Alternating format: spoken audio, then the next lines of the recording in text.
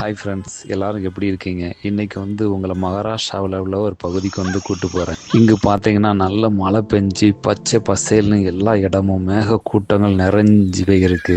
நல்ல சாரல் மழை அடிச்சிட்டு இருக்கு. இதில் நம்ம ஒரு டீயை குடிச்சிட்டு அடுத்ததை பார்ப்போம். அதாவது அந்த மலைப்பகுதியில் போகிறதுக்கு பெரிய ஆளுக்கு ஒரு 50 ரூபா வச்சும் சின்ன குழந்தைகளுக்கு 30 ரூபா வச்சும் வாங்கிட்டு இருக்காங்க.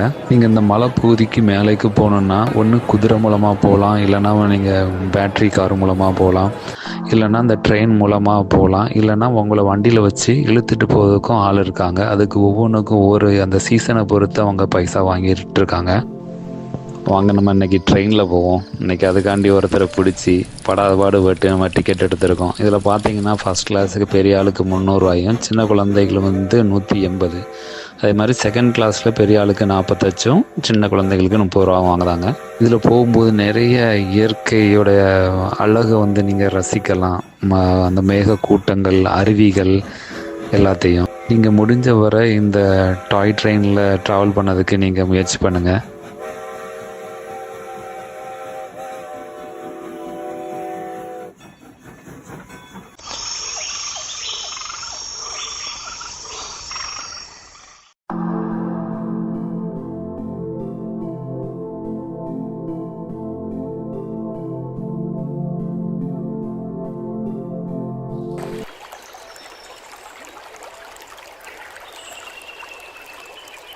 இந்த பகுதியில் ஒரு சின்ன டேம் இருக்குது. அந்த தண்ணியில் நம்ம குளிச்சுட்டு ஃப்ரெஷ் ஆகிட்டு போகலாம். நம்ம கூட வந்தவரை பாருங்கள், அவருக்கு எல்லோரும் கீழே குளிச்சுட்டு இருக்காங்க, இவர் மட்டும் மேலே ஒரு குளிச்சுட்டு இருக்காரு.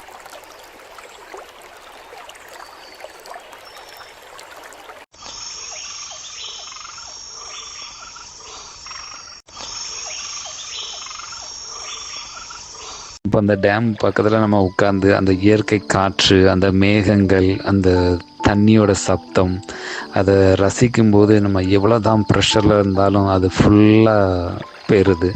உங்களுக்கு மும்பையோடைய வாழ்க்கையை பற்றி உங்களுக்கு தெரியும்னு நினைக்கிறேன். இங்கே பார்த்தீங்கன்னா ஒரு மிஷின் வாழ்க்கை தான். எப்போ பார்த்தா ஓடிக்கொண்டே இருக்காங்க. ஒரு நிம்மதியான வாழ்க்கை கிடையாது. அப்புறம் அந்த காட்டுக்குள்ளே நடந்து போகும்போது அந்த பாருங்கள், அந்த மரத்தில் அந்த காளான் எல்லாம் முளைச்சி ஃப்ரெஷ்ஷாக இருக்குது. இந்த இடத்த பாருங்கள், முந்தைய அவங்க பிரிட்டிஷ்காரங்க இருந்த இடம் இதெல்லாம்.